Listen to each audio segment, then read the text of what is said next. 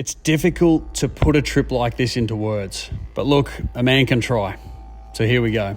Since we were kids, we dreamt of exploring this part of our backyard here in Australia. And to us here down under, on this expansive chunk of land, to travel 5,000 kilometres from one side of the country all the way to the other is not too much of an issue. You just pack up and you go. Like a wise man I once met said, you can just about do anything as long as you're not in a rush. So we loaded up the boats, me and Nikki in one, Jack and Eva in another, and these 14-foot boats were packed to the brim with hunting gear to catch food, equipment to camp and cook, safety gear, a few provisions, a few spares, rice, oil, flour, honey, and this is pretty much all we needed. It's really not too often in life that you get a chance to go for a whole month camping and exploring in one of the most remote places on earth and film a lot of it.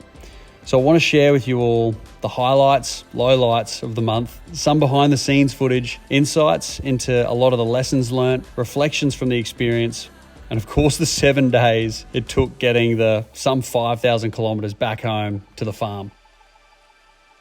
Winding back the clock firstly to week 1, where we tested Jack and Eva's boat out, Pindan, with a couple of day trip at a new coastline we hadn't really explored. We always like to do a shorter trip prior to the longer missions so we can just see how the boat's handle loaded up, iron out the kinks, check the fuel economy.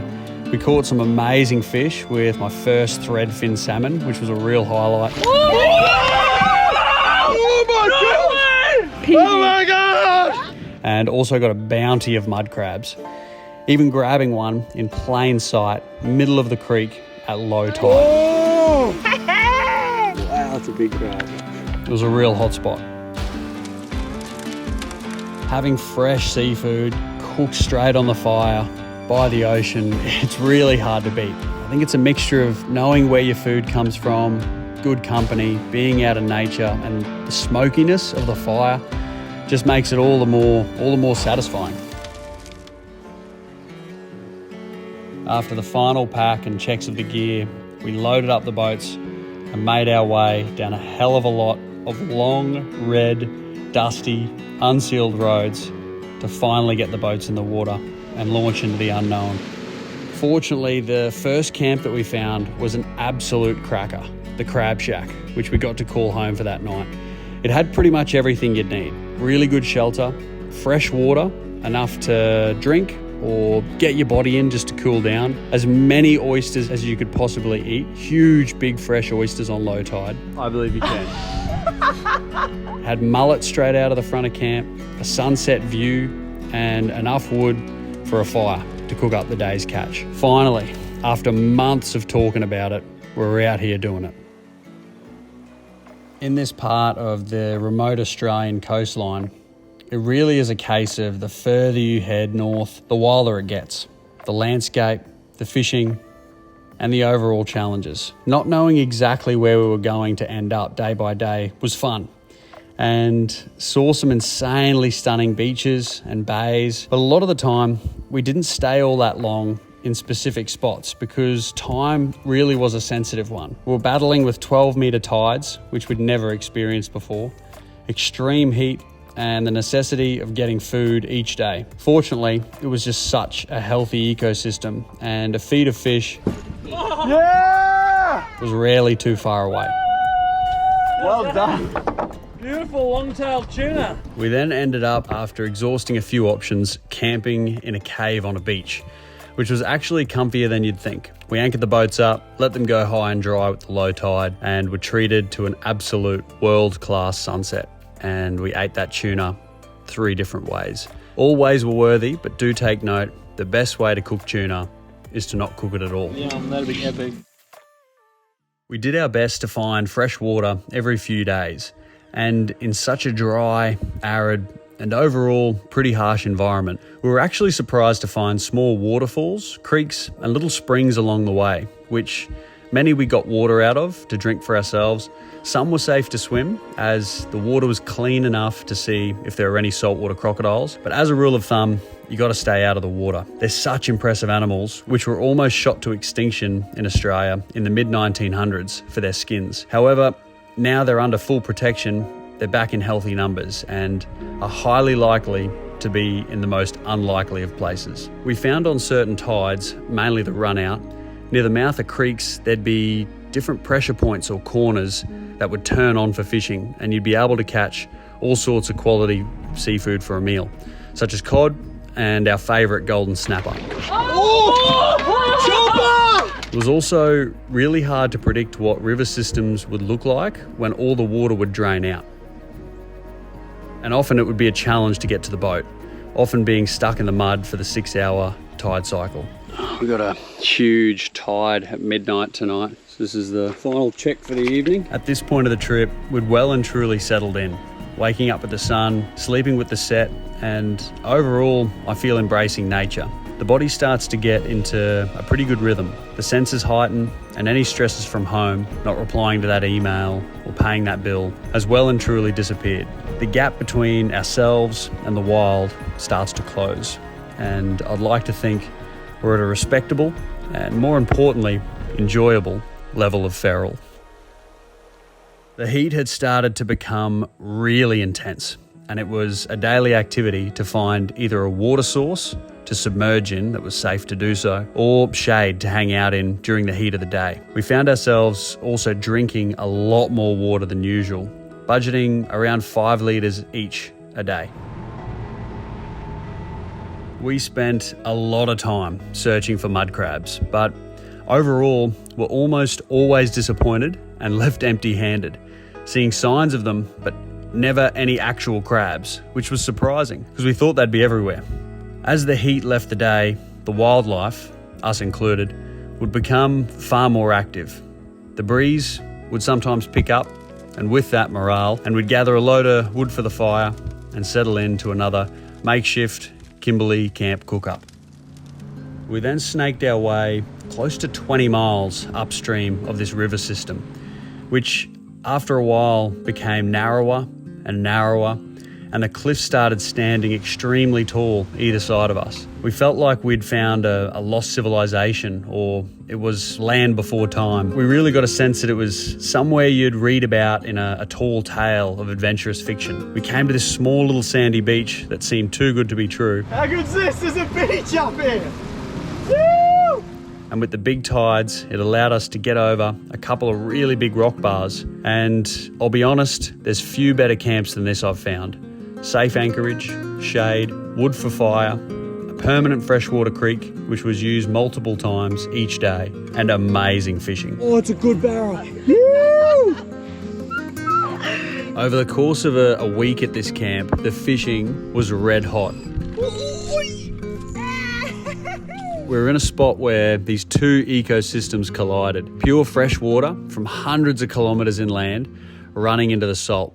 And where they met at this point, one of Australia's most impressive sports and table fish, the barramundi. I honestly could catch these fish all day. Unfortunately, we never had to walk too far away from where we slept to catch one.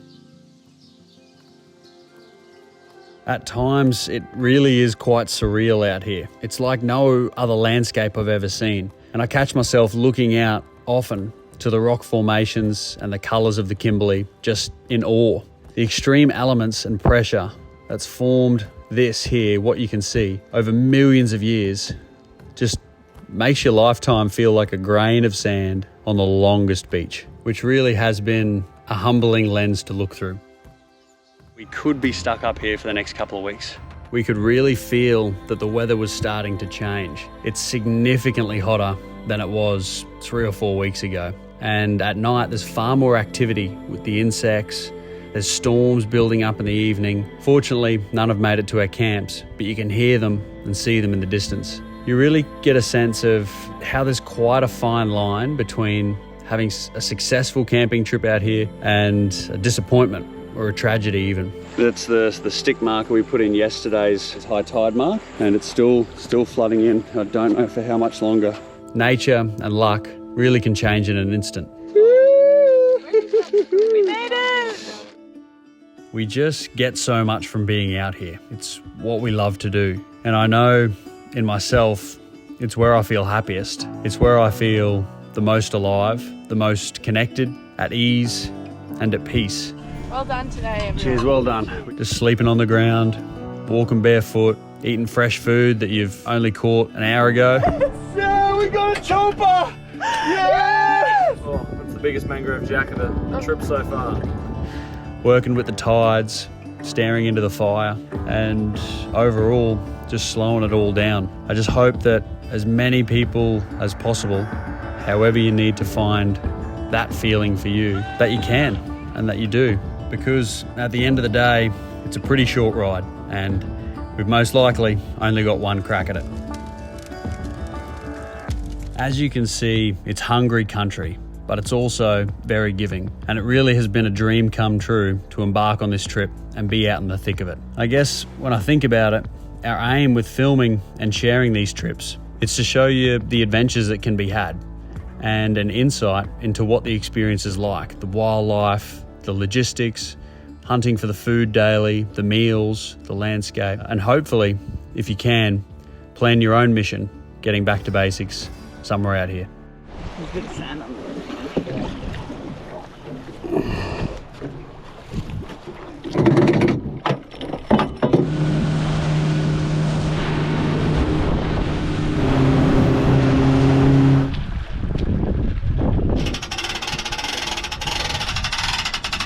Bit of a wild trip back, but wouldn't have it any other way. Good to see the boat safe on the trailer. Just gotta make it to the other side of the country now.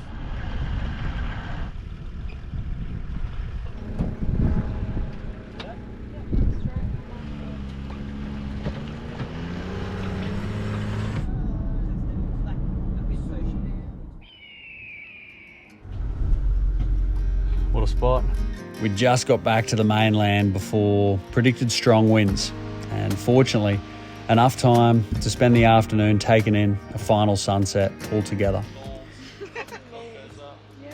It's at this point of the trip that I'm super thankful we're all safe, we're well, and just feeling incredibly lucky to have such capable and easygoing company for a trip that can really test out your character.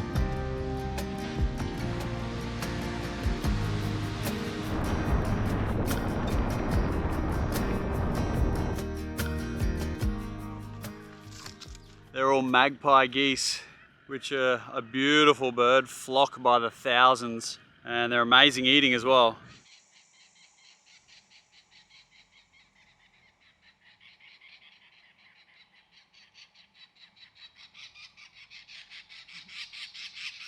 We've woken up to the sound of all these red-winged parrots, which are just feeding in these trees next to camp, eating these seeds. This is the closest by far we've got to them this trip. They're normally quite elusive, so they must be pretty hungry.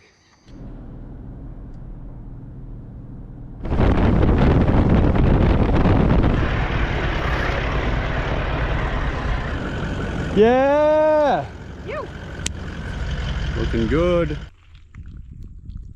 Have a go at that. Big inland lake. Alright, day one. A little bit uneventful. All we did was drive 800 kilometers, but we've got chili oil, rice, salad, and right in the middle of the desert in Australia, mud crab on the fire. So it ain't all bad. There is a serious amount of insects, hard to appreciate, but pretty serious amount of insects all over and up in me.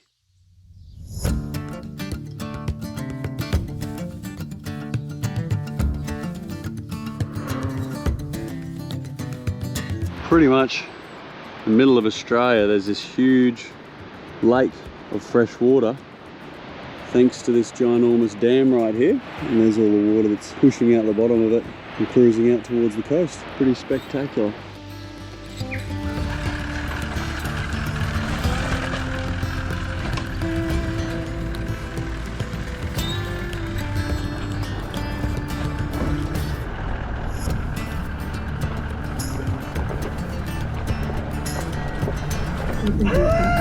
That just happened.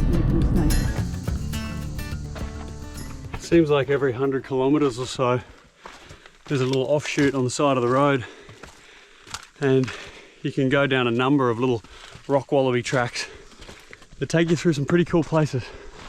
Very hot, but very scenic. I think the car is down there somewhere. And that river, that's where the barra are, and the crocodile.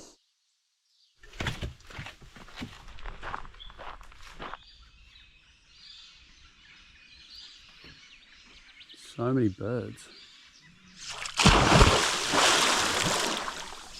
They're a bit warm.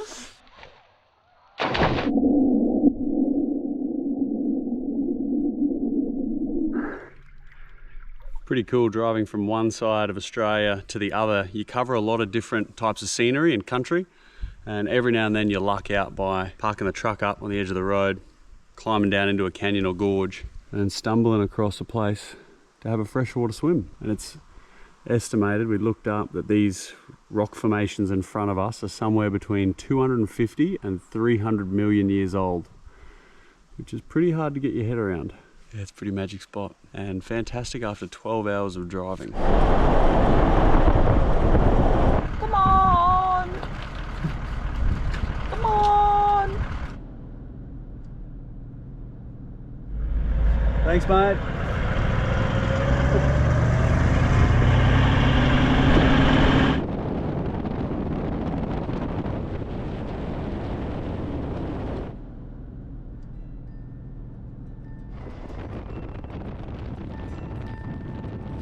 Oh, here's Sue. Hey, Sue.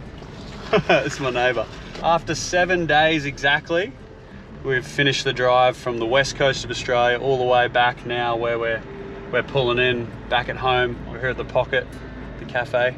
If you haven't heard about it, you should check it out. Overall, happy to be back safe and sound. With that closes the chapter of the west coast trip and series for now. Got a couple of weeks of work at least to get through here on the farm. Follow Back to Basics homesteading if you want to see a couple of videos. I'll put some of them up of what we're growing here, produce and whatnot, animals, for being self-sufficient on the land. I appreciate you watching, and I'll see you next time. Let's go check the cows, eh?